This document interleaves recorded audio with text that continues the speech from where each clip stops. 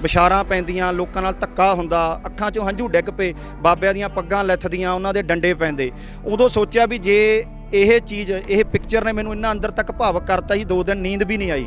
ਤੇ ਉਹ ਚੀਜ਼ ਨੇ ਭਾਵਕ ਕਰਤਾ ਕਿ ਜੇ ਅਸੀਂ ਅਮਰੀਕਾ 'ਚ ਰਹਿ ਕੇ ਡਾਲਰ ਹੀ ਕਮਾਉਣੇ ਆ ਤਾਂ ਸਾਡੇ ਬਾਬਿਆਂ ਦੇ ਡਾਂਗਾਂ ਪੈਂਦੀਆਂ, ਸਾਡੀ ਆਪ ਦੀ ਜਿਹੜੀ ਜਨਰੇਸ਼ਨ ਆ ਜਾਂ ਜਿਹੜੀ ਆਪ ਦੀ ਜਿਹੜੀ ਪੀੜ੍ਹੀ ਆ, ਤੇ ਉਹਨੂੰ ਨਹੀਂ ਅਸੀਂ ਕੁਝ ਦੇ ਸਕੇ, ਉਹਨੂੰ ਸਵਾਰ ਨਾ ਸਕੇ, ਉਹਨੂੰ ਹੱਕਾਂ ਖਾਤਰ ਲੜਾ ਨਾ ਸਕੇ, ਤਾਂ ਸਾਡਾ ਵਿਦੇਸ਼ਾਂ 'ਚ ਘੁੰਮਣ ਦਾ ਜਾਂ ਪੈਸੇ ਕਮਾਉਣ ਦਾ ਕੀ ਫਾਇਦਾ।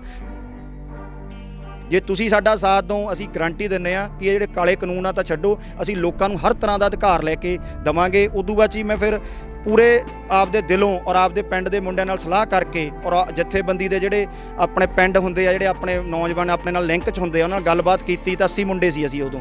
ਅਸੀਂ ਫਿਰ 80 ਮੁੰਡਿਆਂ ਨੇ ਇਹ ਪੜ੍ਹ ਲਿਆ ਵੀ ਅਸੀਂ ਇਸ ਜਥੇਬੰਦੀ ਨਾਲ ਜੁੜਾਂਗੇ। ਸਤਿ ਸ਼੍ਰੀ ਅਕਾਲ ਜੀ, ਤੁਸੀਂ ਦੇਖ ਰਹੇ ਹੋ ਜੀਤ ਵੈਬ ਟੀਵੀ ਤੇ ਮੈਂ ਤੁਹਾਡੇ ਨਾਲ ਜੋਗਿੰਦਰ ਸਿੰਘ। ਅੱਜ ਅਸੀਂ ਗੱਲ ਕਰਾਂਗੇ ਕਿ ਜਿਹੜਾ ਦੇਸ਼ 'ਚ ਕਿਸਾਨੀ ਸੰਘਰਸ਼ ਚੱਲ ਰਿਹਾ, ਕਾਲੇ ਕਾਨੂੰਨਾਂ ਨੂੰ ਜਾਂ ਖੇਤੀ ਕਾਨੂੰਨਾਂ ਦੇ ਖਿਲਾਫ ਜਿਹੜਾ ਸੰਘਰਸ਼ ਚੱਲ ਰਿਹਾ, ਉਸ ਸੰਘਰਸ਼ ਨੇ ਪੰਜਾਬ ਦੀ ਜਵਾਨੀ ਨੂੰ ਜਿਹੜਾ ਸੰਘਰਸ਼ਾਂ ਦਾ ਰਾਹ ਦਿਖਾਇਆ ਜਾਂ ਹੱਕਾਂ ਤੇ ਹਿੱਤਾਂ ਲਈ ਜਿਹੜਾ ਆਪਣੇ ਲਈ ਲੜਨ ਲਈ ਪ੍ਰੇਰਿਆ। ਉਸ ਸੰਘਰਸ਼ 'ਚੋਂ ਪੰਜਾਬ ਦੇ ਹੀ ਨੌਜਵਾਨ ਨਹੀਂ, ਵਿਦੇਸ਼ਾਂ 'ਚੋਂ ਵੀ ਬਹੁਤ ਸਾਰੇ ਜਿਹੜੇ ਪੰਜਾਬੀ ਨੌਜਵਾਨ ਨੇ ਉਹ ਇੱਥੇ ਸੰਘਰਸ਼ 'ਚ ਆ ਕੇ ਕੁੱਦੇ ਨੇ। ਤੇ ਅੱਜ ਅਸੀਂ ਜਿਸ ਨੌਜਵਾਨ ਨੂੰ ਤੁਹਾਨੂੰ ਮਿਲਾਉਣ ਜਾ ਰਹੇ ਹਾਂ, ਉਹ ਨੌਜਵਾਨ ਅਜਿਹਾ ਨੌਜਵਾਨ ਹੈ ਜਿਸ ਨੇ ਇੱਕ ਦੇਸ਼ ਨਹੀਂ, ਬਹੁਤ ਸਾਰੇ ਦੇਸ਼, ਇੱਥੋਂ ਤੱਕ ਕਿ ਅਮਰੀਕਾ ਤੱਕ ਵੀ ਉਹ ਘੁੰਮਿਆ ਨੌਜਵਾਨ। ਤੇ ਅੱਜ ਪੰਜਾਬ ਦੇ ਕਿਸਾਨਾਂ ਦਾ ਦਰਦ ਲੈ ਕੇ ਉਹ ਇੱਥੇ ਸੰਘਰਸ਼ 'ਚ ਕੁੱਦਿਆ ਹੋਇਆ। ਸਾਡੇ ਨਾਲ ਨੇ ਗੁਰਪ੍ਰੀਤ ਸਿੰਘ ਸਿੱਧਵਾਂ ਤੋਂ, ਜਿਹੜੇ ਕਿ ਸਿੱਧਵਾਂ ਕਾਲਜ ਕਰਕੇ ਵੀ ਜਾਣਿਆ ਜਾਂਦਾ, ਜਿਹੜਾ ਕਿ ਸਿੱਖਿਆ ਦੇ ਖੇਤਰ 'ਚ ਵੀ ਮਿਆਰ ਵਜੋਂ ਜਾਣਿਆ ਜਾਂਦਾ, ਜਿਹੜਾ ਇੱਥੇ ਪਹਿਲੀ ਜਿਹੜੀ ਵਿਦਿਅਕ ਸੰਸਥਾ ਜਿਹੜੀ ਲੜਕੀਆਂ ਲਈ ਕਹਿ ਲਈਏ ਜਿਹੜਾ ਕਾਲਜ ਆ ਉਹ ਇੱਥੇ ਸਥਾਪਿਤ ਹੋਇਆ ਸੀ। ਉਸ ਪਿੰਡ ਨਾਲ ਸੰਬੰਧਿਤ ਨੌਜਵਾਨ ਗੁਰਪ੍ਰੀਤ ਸਿੰਘ ਹੈ ਸਾਡੇ ਨਾਲ ਨੇ। ਸਵਾਗਤ ਹੈ ਗੁਰਪ੍ਰੀਤ ਜੀ ਤੁਹਾਡਾ। ਸਵਾਗਤ ਹੈ ਜੀ, ਸਤਿ ਸ਼੍ਰੀ ਅਕਾਲ। ਗੁਰਪ੍ਰੀਤ ਜੀ, ਇਹ ਜਿਹੜਾ ਵਹਿਣ ਆ ਜਾਂ ਜਜ਼ਬਾਤ ਦਾ ਵਹਿਣ ਆ ਤੁਹਾਨੂੰ ਵਿਦੇਸ਼ ਤੋਂ ਇੱਥੇ ਲੈ ਆਇਆ, ਕਿਸਾਨੀ ਸੰਘਰਸ਼ 'ਚ ਕੁੱਦੇ ਹੋਏ ਹੋ, ਕੀ ਕਹਿਣਾ ਚਾਹੁੰਦੇ ਹੋ ਜੀ? ਦੇਖੋ ਜੀ, ਇਹ ਜਿਹੜਾ ਵਹਿਣ ਆ, ਜਦੋਂ ਮੈਂ ਛੁੱਟੀ ਆਇਆ ਸੀ ਅਮਰੀਕਾ ਤੋਂ, ਮੈਂ 17 ਜਨਵਰੀ 2020 ਨੂੰ ਇੱਥੇ ਛੁੱਟੀ ਆਇਆ। ਤੇ ਛੁੱਟੀ ਆਉਣ ਤੋਂ ਬਾਅਦ ਕਾਨੂੰਨਾਂ ਦਾ ਜੀ ਉਦੋਂ ਬਾਇਆ ਤਈਆ ਨਹੀਂ ਸੀਗਾ, ਕੋਈ ਵੀ ਆਪਦਾ ਨੋਰਮਲ ਛੁੱਟੀ ਕੱਟ ਰਹੇ ਸੀ। ਕੋਵਿਡ ਦੇ ਕੇਸਿਸ ਜ਼ਰੂਰ ਆ ਰਹੇ ਸੀ ਬਾਹਰਲੀ ਧਰਤੀ ਤੇ, ਫੋਰਨ ਦੇ ਵਿੱਚ ਸਟਾਰਟ ਹੋ ਚੁੱਕੇ ਸੀ ਵੀ ਕੋਈ ਬਿਮਾਰੀ ਆ ਚੁੱਕੀ ਆ। ਚਲੋ ਆਪਾਂ ਛੁੱਟੀ ਕੱਟਣ ਆਉਣੇ ਆ। ਮੈਂ ਛੁੱਟੀ ਕੱਟਣ ਆਇਆ ਤੇ ਮੇਰੀ 14 ਅਪ੍ਰੈਲ ਦੀ ਵਾਪਸੀ ਸੀਗੀ, ਟਿਕਟ ਲਈ ਹੋਈ ਸੀਗੀ।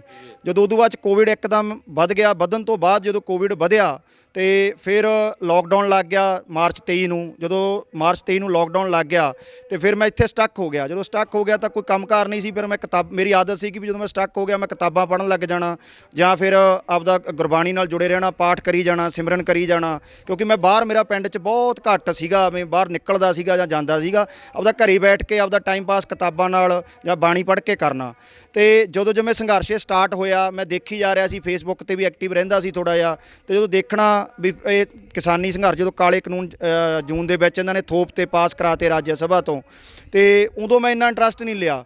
ਤੇ ਚਲੋ ਸੰਘਰਸ਼ ਲੜ ਰਹੇ ਸੀਗੇ, 1-2 ਵਾਰੀ ਮੁੰਡਿਆਂ ਨੇ ਕਿਹਾ ਵੀ ਵੀਰੇ ਆਹ ਗੱਲ ਆ, ਮੈਂ ਕਿਹਾ ਵੀ ਚਲੋ ਆਪਾਂ ਜਾ ਆਵਾਂਗੇ, ਪਰ ਫਿਰ ਵੀ ਜਾਣ ਦਾ ਮੌਕਾ ਨਹੀਂ ਮਿਲਿਆ ਮੈਨੂੰ। ਤੇ ਉਦੋਂ ਬਾਅਦ ਜਦੋਂ ਜਥੇਬੰਦੀਆਂ ਨੇ ਇਹ ਫੈਸਲਾ ਲਿਆ ਕਿ ਅਸੀਂ ਪੰਜਾਬ ਤੋਂ ਚੱਲ ਕੇ ਹੁਣ ਦਿੱਲੀ ਵੱਲ ਨੂੰ ਕੂਚ ਕਰਨਾ ਵਾ, ਤਾਂ ਫਿਰ ਸਾਡੇ ਪਿੰਡੋਂ ਇੱਕ ਪਹਿਲੀ ਟਰਾਲੀ ਗਈ। ਤੇ ਜਦੋਂ ਟਰਾਲੀ ਗਈ 28 ਤਰੀਕ ਨੂੰ ਉਹ ਸੰਘਰਸ਼ ਦੇ ਵਿੱਚ, ਤੇ ਉਦੋਂ ਪਿੰਡ ਦੇ ਵਿੱਚੋਂ ਸਿਰਫ 5 ਜਾਣੇ ਗਏ।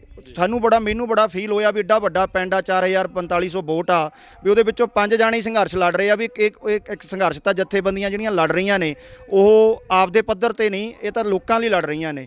ਤੇ ਫਿਰ ਮੈਂ ਮੁੰਡਿਆਂ ਦੀ ਲਾਮਬੰਦੀ ਕੀਤੀ, ਮੁੰਡਿਆਂ ਨੂੰ ਪੁੱਛਿਆ ਵੀ ਆਪਾਂ ਕੀ ਕਰ ਸਕਦੇ ਆ, ਇਹਨਾਂ ਦਾ ਕਿਵੇਂ ਸੰਯੋਗ ਕਰ ਸਕਦੇ ਆ। ਤੇ ਪਿੰਡ ਦਾ ਜਿਹੜਾ ਯੂਥ ਆ ਮੇਰਾ, ਸਦਮਾ ਕਲਾਂ ਮੇਰਾ ਪਿੰਡ ਆ ਬਾਈ ਜੀ, ਸਦਮਾ ਕਲਾਂ, ਤੇ ਸਦਮਾ ਕਾਲਜ ਅਲੱਗ ਪਿੰਡ ਆ, ਸਦਮਾ ਕਲਾਂ ਦਾ ਮੈਂ ਵਾਸੀ ਆ। ਤੇ ਸਦਮਾ ਕਲਾਂ ਦੇ ਯੂਥ ਨੇ ਮੈਨੂੰ ਬਹੁਤ ਭਰਮਾ ਹੁੰਗਾਰਾ ਦਿੱਤਾ। ਉਹ ਕਹਿੰਦਾ ਵੀਰੇ ਆਪਾਂ ਸੜਕ ਜਾਮ ਕਰਕੇ ਮੋਦੀ ਦਾ ਪੁਤਲਾ ਫੂਕਦੇ ਆ। ਤਾਂ ਉਸ ਦਿਨ ਸਾਡੇ ਪਿੰਡ ਦੇ ਵਿੱਚ ਜਿੰਨਾ ਹੋ ਸਕਦਾ ਸੀ, ਬੀਬੀਆਂ, ਬਜ਼ੁਰਗ ਬੰਦੇ ਨਿਕਲ ਕੇ ਉਹਨਾਂ ਨੇ ਮੋਦੀ ਦਾ ਪੁਤਲਾ ਫੂਕਿਆ। ਅਵਤਾਰ ਸਿੰਘ ਜੀ ਤਾਰੀ ਨੇ ਕਿਸਾਨ ਮਜ਼ਦੂਰ ਯੂਨੀਅਨ ਦੇ, ਉਹਨਾਂ ਨਾਲ ਵੀ ਮੇਰਾ ਸੰਪਰਕ ਹੋਇਆ, ਉਹਨਾਂ ਨੇ ਵੀ ਸੰਯੋਗ ਕੀਤਾ। ਤੇ ਉਦੋਂ ਫਿਰ ਜਥੇਬੰਦੀ ਢਾਂਚਾ ਤਾਂ ਨਹੀਂ ਸੀ ਸਾਡੇ ਕੋਲੇ, ਅਸੀਂ ਆਪ ਮੁਹਾਰੇ ਨਿਕਲ ਕੇ ਉਸ ਰੋਸ 'ਚ ਸਾਡਾ 2000-2500 ਦਾ ਇਕੱਠ ਹੋਇਆ ਉੱਥੇ ਪਿੰਡ ਪੱਧਰ ਤੇ ਅਸੀਂ ਧਰਨਾ ਲਾਇਆ, ਮੋਦੀ ਦਾ ਪੁਤਲਾ ਫੂਕਿਆ। ਉਦੋਂ ਪਹਿਲੀ ਵਾਰ ਮੈਂ ਮੀਡੀਆ ਦੇ। ਗੁਰਪ੍ਰੀਤ ਜੀ, ਇੱਕ ਸੰਘਰਸ਼ ਬਾਰੇ ਤੁਸੀਂ ਕੁੱਦੇ ਹੋਏ ਹੋ, ਆਪਾਂ ਬਾਅਦ 'ਚ ਗੱਲ ਕਰਦੇ ਹਾਂ। ਤੁਸੀਂ ਵਿਦੇਸ਼ 'ਚ ਸਟੱਡੀ ਬੇਸ ਤੇ ਗਏ ਸੀਗੇ, ਇੱਥੇ ਕੋਈ ਡਿਗਰੀ ਕੀਤੀ ਸੀ ਪਹਿਲਾਂ ਜਾਂ ਕੀ ਕਿੱਦਾਂ, ਉਹਦੇ ਬਾਰੇ ਵੀ ਥੋੜਾ ਦੱਸ ਦਿਓ। ਮੈਂ ਇੱਥੇ ਜੀ ਗਵਰਨਮੈਂਟ ਕਾਲਜ ਆਫ ਲੁਧਿਆਣਾ ਤੋਂ ਜਿਹੜਾ ਗਵਰਨਮੈਂਟ ਸਰਕਾਰੀ ਕਾਲਜ ਆ ਉੱਥੇ ਮੈਂ BA ਕਰਕੇ ਉਦੋਂ ਬਾਅਦ 'ਚ ਮੈਂ ਅਕਾਊਂਟਿੰਗ ਫਾਈਨੈਂਸਿੰਗ ਦੀ ਪੜ੍ਹਾਈ ਕਰਨ ਵਾਸਤੇ ਚਾਰਟਰਡ ਅਕਾਊਂਟੈਂਟ ਬਣਦੇ ਆ, ਪਰ ਮੈਂ ਅਕਾਊਂਟਿੰਗ ਫਾਈਨੈਂਸਿੰਗ ਦੀ ਪੜ੍ਹਾਈ ਕਰਨ ਵਾਸਤੇ ਵੈਸੇ ਡਿਪਲੋਮਾ ਲੈ ਲਿਆ। ਮੇਰਾ ਕੋਈ ਇੰਟਰਸਟ ਨਹੀਂ ਸੀਗਾ, ਸਿਰਫ ਜਾਣ ਦਾ ਇੰਟਰਸਟ ਸੀ ਵੀ ਬਾਹਰ ਜਾ ਕੇ ਕੋਈ ਜੌਬ ਕਰਨੀ ਆ, ਕੁਝ ਲੱਭਣਾ ਵਾ। ਅਤੇ ਉਹ ਡਿਪਲੋਮਾ ਚਲੋ ਕਰਦੇ ਕਰਦੇ ਮੈਂ ਸਭ ਤੋਂ ਪਹਿਲਾਂ ਸਿੰਗਾਪੁਰ ਗਿਆ, ਤਾਂ ਉੱਥੋਂ ਮੈਨੂੰ ਇੱਕ ਬਹੁਤ ਵਧੀਆ, ਜਦੋਂ ਮੈਂ ਰਿਜ਼ਿਊਮ ਦਿੱਤਾ ਕੰਪਨੀਆਂ ਦੇ ਵਿੱਚ, ਉੱਥੇ ਮੈਨੂੰ ਇੱਕ ਆਫਰ ਆ ਗਈ।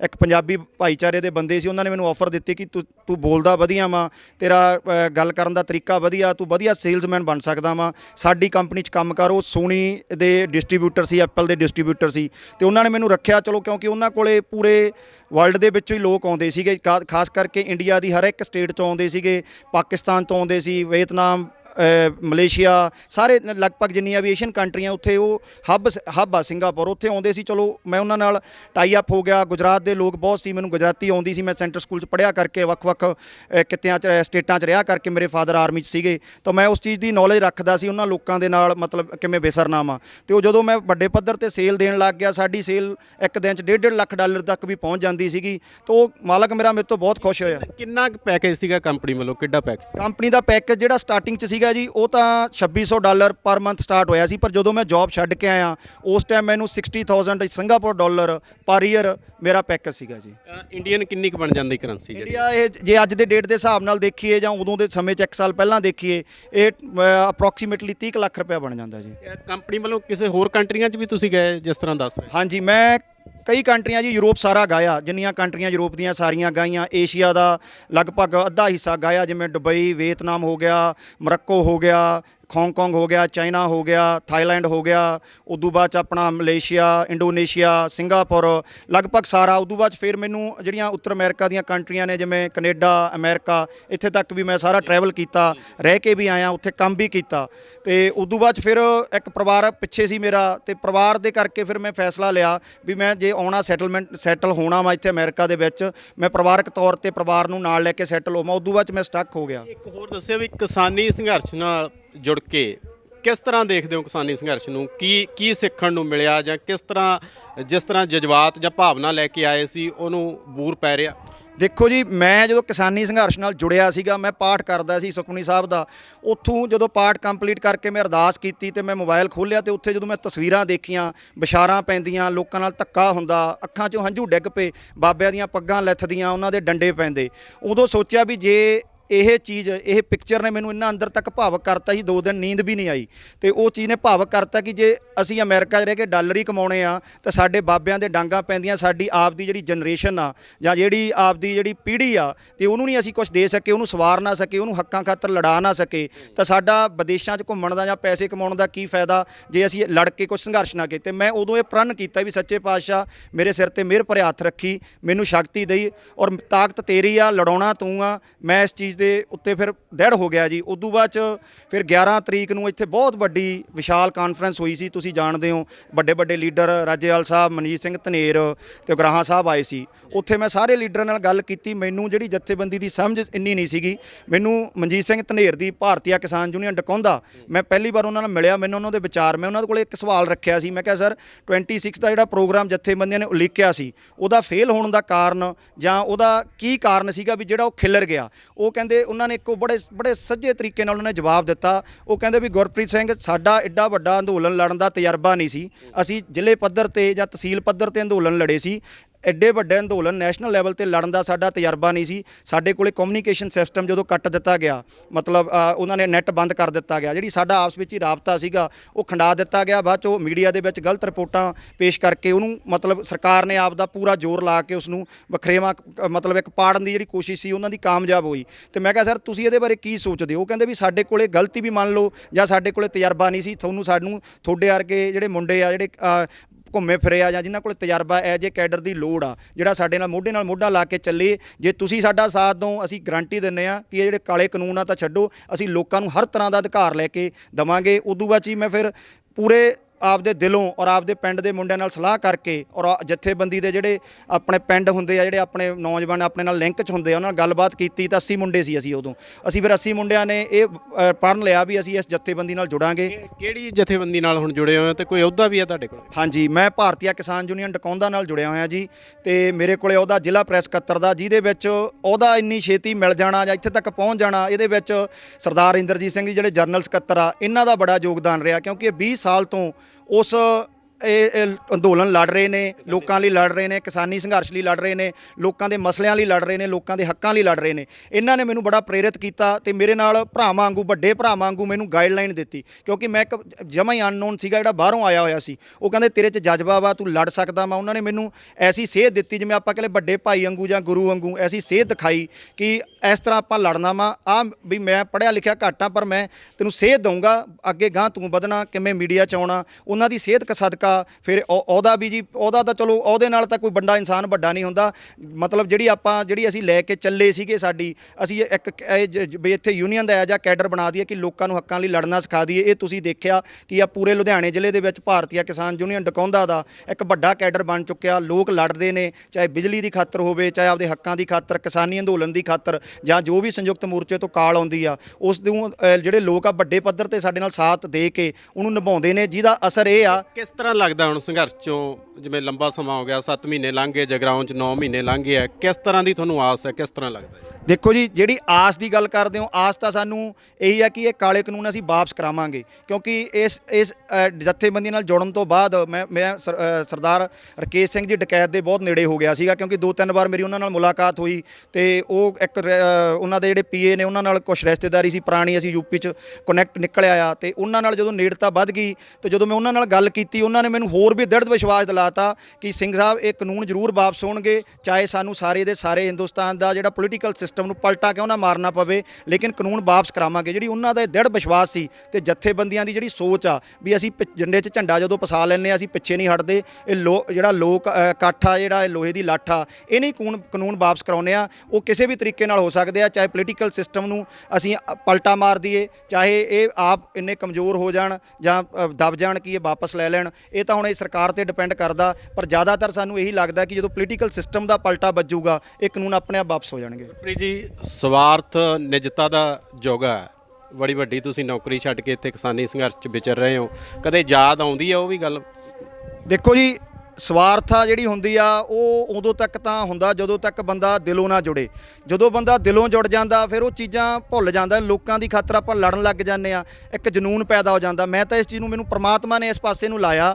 ਜੇ ਕਹੋ ਕਿ ਮੈਂ ਆਪ ਲੱਗ ਗਿਆ ਜਾਂ ਮੈਂ, ਕੋਈ ਵੀ ਬੰਦਾ ਲਾਲਚ ਨਹੀਂ ਛੱਡ ਸਕਦਾ। 25-30 ਲੱਖ ਜਿਹੜਾ ਕਮਾਉਂਦਾ ਹੋਵੇ ਸਾਲ ਦਾ, ਉਹ ਕਦੇ ਲਾਲਚ ਛੱਡ ਨਹੀਂ ਸਕਦਾ ਆਮ ਬੰਦਾ। ਇਹ ਪ੍ਰਮਾਤਮਾ ਵੱਲੋਂ ਜੇ ਕਿਰਪਾ ਹੋ ਜੇ ਇਨਸਾਨ ਨੂੰ, ਦੂਜੇ ਪਾਸੇ ਨੂੰ ਉਹਨਾਂ ਨੇ ਮੋਟਿਵ ਹੋ ਜੇ ਜਾਂ ਮੋੜ ਦਿੱਤਾ, ਸਮਝ ਲਓ ਕਿ ਨਹੀਂ, ਇਹ ਇੱਥੇ ਜ਼ਰੂਰਤ ਨਹੀਂ ਪੈਸੇ ਕਮਾਉਣ ਦੀ, ਲੋਕਾਂ ਦੀ ਖਾਤਰ ਲੜਨ ਦੀ ਜ਼ਰੂਰਤ ਆ। ਕਿ ਪ੍ਰਮਾਤਮਾ ਨੇ ਮੈਨੂੰ ਉਸ ਪਾਸੇ ਨੂੰ ਐਸਾ ਮੋੜਿਆ ਕਿ ਅੱਜ ਮੈਨੂੰ ਐਂ ਲੱਗਦਾ ਵੀ ਜਿੰਨਾ ਚਿਰ ਇਹ ਕਾਨੂੰਨ ਵਾਪਸ ਨਹੀਂ ਆਉਂਦੇ, ਉਨਾ ਚਿਰ ਬਾਹਰ ਜਾਣ ਦਾ ਵੀ ਕੋਈ ਫਾਇਦਾ ਨਹੀਂ। ਜੇ ਮੈਂ ਆਪਦੇ ਲੋਕਾਂ ਲਈ ਲੜੂੰਗਾ ਜਾਂ ਕੋਈ ਲੜਦੇ ਇਹਨਾਂ ਨੂੰ ਇੱਕ ਹੋਰ ਨਹੀਂ ਤਾਂ ਅਧਿਕਾਰਾਂ ਦੀ ਖਾਤਰ ਲੜਨਾ ਸਿਖਾ ਗਿਆ, ਆਪਦੇ ਇਸ ਇਲਾਕੇ ਦੇ ਨੌਜਵਾਨਾਂ ਨੂੰ ਜਾਂ ਪੰਜਾਬ ਦੇ ਨੌਜਵਾਨਾਂ ਨੂੰ। ਮੇਰੇ ਤੋਂ ਬਾਅਦ ਜੇ ਆਪਾਂ 10-15 ਕੈਡਟ ਪੈਦਾ ਕਰਤੇ ਜਿਹੜੇ ਆਪਦੇ ਹੱਕਾਂ ਦੀ ਖਾਤਰ ਲੜਨ ਸਿੱਖਣ, ਔਰ ਉਹਦੇ ਵਿੱਚ ਕੁਛ ਹੱਦ ਤੱਕ ਅਸੀਂ ਆਪਾਂ ਕਹਿ ਲਈਏ 35-30% ਅਸੀਂ ਕਾਮਯਾਬ ਹੋ ਗਏ ਹਾਂ। ਲੋਕ ਘਰੋਂ ਬਾਹਰ ਨਿਕਲ ਕੇ ਆਉਂਦੇ ਆ, ਆਪਦੇ ਹੱਕਾਂ ਲਈ ਜਾਮ ਲਾਉਣ ਲੱਗ ਗਿਆ, ਧਰਨੇ ਲਾਉਣ ਲੱਗ ਗਿਆ। ਸਭ ਤੋਂ ਗੱਲ ਯੂਥ ਸਾਡਾ ਸਾਥ ਬਹੁਤ ਦਿੰਦਾ। ਮੇਰਾ ਯੂਥ ਹਰ ਇੱਕ ਕਾਲ ਮੈਂ ਜੇ ਕਰਦਾ ਤਾਂ ਸਾਰੇ ਪਿੰਡਾਂ 'ਚ ਯੂਥ ਜਿਹੜੇ ਹੈਗੇ ਨੇ ਔਰ ਨੌਜਵਾਨ ਮੁੰਡੇ ਨਿਕਲ ਕੇ ਬਾਹਰ ਆਉਂਦੇ ਨੇ ਔਰ ਸਾਥ ਦਿੰਦੇ ਨੇ। ਇਹ ਵੀ ਗੱਲ ਇੱਕ ਹੋਰ ਲਾਸਟ ਸਵਾਲ ਹੈ,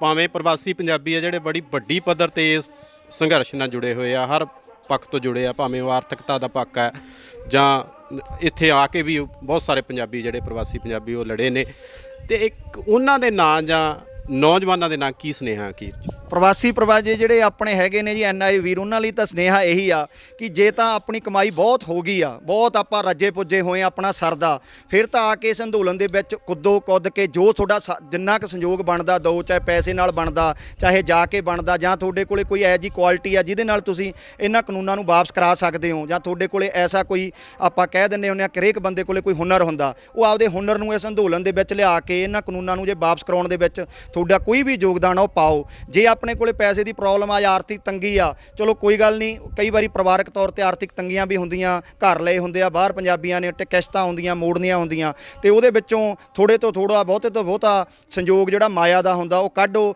ਲੋਕਾਂ ਨੂੰ ਜਾਗਰੂਕ ਕਰੋ, ਆਪਦੇ ਰਿਸ਼ਤੇਦਾਰਾਂ ਨੂੰ ਕਹੋ ਜਿਹੜੇ ਇੱਥੇ ਬੈਠੇ ਆ ਕਿ ਵੱਧ ਤੋਂ ਵੱਧ ਕਿਸਾਨ ਅੰਦੋਲਨ ਦਾ ਸਾਥ ਦੇਣ, ਕਿਉਂਕਿ ਜਿਹੜੇ ਕਿਸਾਨ ਆ ਇਹ ਪੂਰੀ ਮਾਨਵਤਾ ਲਈ ਲੜ ਰਹੇ ਨੇ, ਇੱਕ ਅੰਨ ਦੀ ਖਾਤਰ ਲੜ ਰਹੇ ਨੇ, ਇੱਕ ਧਰਤੀ ਦੀ ਖਾਤਰ ਲੜ ਰਹੇ ਨੇ, ਜਿਨ੍ਹਾਂ ਨੂੰ ਆਪਾਂ ਪੈਦਾ ਜਿਸ ਧਰਤੀ ਤੋਂ ਅੰਨ ਪੈਦਾ ਕਰਕੇ ਆਪਾਂ ਲੋਕਾਂ ਨੂੰ ਖਵਾਉਂਦੇ ਆ, ਆਪਾਂ ਮਜ਼ਦੂਰ ਨੂੰ, ਕੀੜੇ ਨੂੰ, ਮਕੌੜੇ ਨੂੰ, ਸਭ ਨੂੰ ਜਿੱਥੋਂ ਇਹ ਪਰਦਾ, ਤਾਂ ਹੀ ਗੁਰੂ ਨਾਨਕ ਸਾਹਿਬ ਮਹਾਰਾਜ ਨੇ ਕਿਹਾ ਸੀ ਕਿ ਜਿਹੜੀ ਖੇਤੀ ਹੈ ਉੱਤਮ ਕਿਰਿਆ ਵਾ। ਮਹਾਰਾਜ ਨੇ ਆਪ ਖੁਦ ਕਰਤਾਰਪੁਰ ਹਲ ਚਲਾ ਕੇ ਸਾਨੂੰ ਸੁਨੇਹਾ ਦਿੱਤਾ, ਸਾਨੂੰ ਬਾਬਾ ਨਾਨਕ ਦੀ ਸੋਚ ਤੇ ਪਹਿਰਾ ਦੇਣਾ ਚਾਹੀਦਾ, ਜਿਵੇਂ ਉਹਨਾਂ ਨੇ ਹਲ ਚਲਾ ਕੇ ਆਪਦੇ ਲੋਕ ਮਾਨਵਤਾ ਨੂੰ ਸੱਚੀ ਸੁੱਚੀ ਕਿਰਤ ਕਰਨ ਦਾ ਸੁਨੇਹਾ ਦਿੱਤਾ, ਵੰਡ ਛਕਣ ਦਾ, ਉਵੇਂ ਹੀ ਸਾਨੂੰ ਆਪਦੀ ਕਮਾਈ ਦੇ ਵਿੱਚੋਂ ਐਜ ਅੰਦੋਲਨ ਦੇ ਵਿੱਚ ਇੱਕ ਪ੍ਰਮਾਤਮਾ ਦਾ ਚਲਾਇਆ ਅੰਦੋਲਨ ਆ, ਮਨੁੱਖ ਨਹੀਂ ਚਲਾ ਸਕਦਾ ਇਹਨੂੰ, ਪ੍ਰਮਾਤਮਾ ਅਗਵਾਈ ਕਰ ਰਿਹਾ ਇਹਦੇ ਵਿੱਚ। ਜਿਹੜੇ ਲੋਕ ਨੇ ਜਾਂ ਜੇ ਇਸ ਅੰਦੋਲਨ ਦਾ ਪਾਰਟ ਨੇ, ਜੋ ਬਾਬੇ 80-80 ਸਾਲ ਦੇ ਉੱਥੇ ਬੈਠੇ ਨੇ ਸੜਕਾਂ ਤੇ, ਉਹਨਾਂ ਨੂੰ ਜਿਹੜਾ ਜੋਸ਼ ਆ ਇਹ ਪ੍ਰਮਾਤਮਾ ਵੱਲੋਂ ਹੀ ਕਿਰਪਾ ਵਾ। ਕਿੰਨੇ ਕਿਸਾਨ ਸਾਡੇ ਨੌਜਵਾਨਾਂ ਨੂੰ ਕੀ ਕਹਿਣਾ ਚਾਹੁੰਦੇ? ਨੌਜਵਾਨਾਂ ਨੂੰ ਤਾਂ ਇਹੀ ਆ ਕਿ ਵੀਰੇ ਜਦੋਂ ਕਾਲ ਆਉਂਦੀ ਆ ਕੋਈ ਵੱਡੀ, ਜਿਵੇਂ ਹੁਣ ਚੰਡੀਗੜ੍ਹ ਦੀ ਕਾਲ ਆਈ ਸੀ ਰਾਜਪੁਰ, ਤੁਸੀਂ ਵੱਡੇ ਪੱਧਰ ਤੇ ਆ ਕੇ ਸਾਥ ਦੇ ਕੇ ਬੈਰੀਅਰ ਤੋੜੇ, ਕਿਉਂਕਿ ਉਹ ਬਾਬੇ ਨਹੀਂ ਤੋੜ ਸਕਦੇ, ਉਹਨਾਂ ਦਾ ਸਮਾਂ ਲੰਘ ਚੁੱਕਿਆ। ਤੁਹਾਡੇ 'ਚ ਤਾਕਤ ਹੁੰਦੀ ਆ, ਨੌਜਵਾਨਾਂ 'ਚ ਤਾਕਤ ਹੁੰਦੀ ਆ, ਤੇ ਬਾਬਿਆਂ ਦਾ ਸਾਥ ਜ਼ਰੂਰ ਦਿਆ ਕਰੋ। ਅਸੀਂ ਇਹ ਨਹੀਂ ਕਹਿੰਦੇ ਕਿ ਤੁਸੀਂ ਹਰ ਰੋਜ਼ ਉੱਠ ਕੇ ਤੁਰੋ, ਤੁਸੀਂ ਆਪਦੇ ਕੈਰੀਅਰ ਵੀ ਬਣਾਉਣੇ ਆ, ਪਰ ਜਦੋਂ ਕੋਈ ਵੱਡੀ ਕਾਲ ਆਉਂਦੀ ਆ ਉਸ ਵਕਤ ਤਾਂ ਤੁਸੀਂ ਹਨੇਰੀ ਲਿਆ ਦਿਆ ਕਰੋ, ਟਰੈਕਟਰ ਟਰਾਲੀਆਂ ਦੀ ਚੜ੍ਹ ਕੇ ਆਉਣ ਦੀ, ਐਡਾ ਵੱਡੇ ਇਕੱਠ ਦਿਖਾਓ ਕਿ ਮੋਦੀ ਸਰਕਾਰ ਨੂੰ ਪਤਾ ਲੱਗ ਜੇ ਕਿ ਜਿਹੜਾ ਪੰਜਾਬ ਦੀ ਖੂਨ ਦੇ ਵਿੱਚ ਜਿਹੜੀ ਗਰਸ ਆ, ਜਾਂ ਜਿਹੜੀ ਆਪਾਂ ਅਣਖ ਕਹਿ ਦਿੰਦੇ ਆ, ਉਹ ਜਾਗਦੀ ਆ, ਉਹ ਮਰੀ ਨਹੀਂ। ਨਸ਼ਿਆਂ ਨਾਲੇ ਪੰਜਾਬ ਅਜੇ ਮਰਿਆ ਨਹੀਂ, ਮਾਰਨ ਦੀ ਕੋਸ਼ਿਸ਼ ਬਹੁਤ ਕੀਤੀ ਆ, ਪਰ ਗੁਰੂਆਂ ਦੀ ਐਸੀ ਕਿਰਪਾ ਇਸ ਧਰਤੀ ਦੇ ਉੱਤੇ, ਜਿੰਨਾ ਚਿਰ ਗੁਰੂ ਮਹਾਰਾਜ ਦੀ ਕਿਰਪਾ ਬਾਣੀ ਪੜ੍ਹੀ ਜਾਂਦੀ ਆ, ਪੀਰਾਂ ਪਗੰਬਰਾਂ ਦੀ ਇੱਥੇ ਮਿਹਰ ਆ। ਦੇਸ਼ ਦੁਨੀਆ ਦੀਆਂ ਤਾਜ਼ਾ ਖਬਰਾਂ ਦੇ ਲਈ ਹੁਣੇ ਪਲੇ ਸਟੋਰ ਤੋਂ ਡਾਊਨਲੋਡ ਕਰੋ ਪੰਜਾਬ ਦੀ ਆਵਾਜ਼ ਅਜੀਤ ਨਿਊਜ਼ ਐਪ। ਹੁਣ ਤੁਹਾਡਾ ਆਪਣਾ ਅਜੀਤ ਹਰ ਸੋਸ਼ਲ ਮੀਡੀਆ ਪਲੇਟਫਾਰਮ ਦੇ ਉੱਤੇ ਉਪਲਬਧ ਹੈ। ਫੇਸਬੁੱਕ ਦੇ ਉੱਤੇ ਹੁਣੇ ਲਾਈਕ ਤੇ ਫੋਲੋ ਕਰੋ ਅਜੀਤ ਦਾ ਅਫੀਸ਼ੀਅਲ ਪੇਜ ਡੇਲੀ ਅਜੀਤ, ਤੇ ਹਾਂ ਨਾਲ ਹੀ ਦੋਸਤਾਂ ਨੂੰ ਪੇਜ ਲਾਈਕ ਕਰਨ ਦੇ ਲਈ ਇਨਵਾਈਟ ਕਰਨਾ ਨਾ ਭੁੱਲਣਾ। ਇੰਨਾ ਹੀ ਨਹੀਂ, ਹਿੰਦੀ ਦੇ ਵਿੱਚ ਖਬਰਾਂ ਵਾਸਤੇ ਲਾਈਕ ਤੇ ਫੋਲੋ ਕਰੋ ਸਾਡਾ ਫੇਸਬੁੱਕ ਪੇਜ ਅਜੀਤ ਸਮਾਚਾਰ ਹਿੰਦੀ। YouTube ਦੇ ਉੱਤੇ ਵੀਡੀਓ ਖਬਰਾਂ ਦੇਖਣ ਦੇ ਲਈ ਹੁਣੇ ਸਬਸਕ੍ਰਾਈਬ ਕਰੋ ਅਜੀਤ ਦਾ official YouTube channel Ajit web TV. ਤੁਹਾਡਾ ਆਪਣਾ ਅਜੀਤ ਹੁਣ ਟਵਿੱਟਰ ਤੇ ਇੰਸਟਾਗ੍ਰਾਮ ਦੇ ਉੱਤੇ ਵੀ ਉਪਲਬਧ ਹੈ। ਟਵਿੱਟਰ ਦੇ ਉੱਤੇ ਖਬਰਾਂ ਦੇ ਲਈ ਫੋਲੋ ਕਰੋ ਡੇਲੀ ਅਜੀਤ, ਤੇ ਇੰਸਟਾਗ੍ਰਾਮ ਦੇ ਉੱਤੇ ਖਬਰਾਂ ਦੇ ਨਾਲ ਵੀਡੀਓ ਦੇਖਣ ਦੇ ਲਈ ਫੋਲੋ ਕਰੋ ਬਲੂ ਟਿਕ ਵਾਲਾ ਸਾਡਾ ਅਫੀਸ਼ੀਅਲ ਚੈਨਲ ਡੇਲੀ ਅਜੀਤ। ਇੰਨਾ ਹੀ ਨਹੀਂ, ਅਜੀਤ ਦੇ ਵੀਡੀਓ ਹੁਣ ਤੁਸੀਂ ਐਪਲ ਟੀਵੀ ਦੇ ਉੱਤੇ ਵੀ ਵੇਖ ਸਕਦੇ ਹੋ, ਤੇ ਨਾਲ ਹੀ ਅਜੀਤ ਅਖਬਾਰ ਦਾ ਡਿਜੀਟਲ ਐਡੀਸ਼ਨ ਪੜ੍ਹਨ ਦੇ ਲਈ ਡਾਊਨਲੋਡ ਕਰੋ ਅਜੀਤ ਈ-ਪੇਪਰ ਐਪ। ਤੁਹਾਡਾ ਆਪਣਾ ਭਰੋਸੇਯੋਗ ਚੈਨਲ, ਤੁਹਾਡੀ ਆਪਣੀ ਆਵਾਜ਼, ਪੰਜਾਬ ਦੀ ਆਵਾਜ਼ ਅਜੀਤ।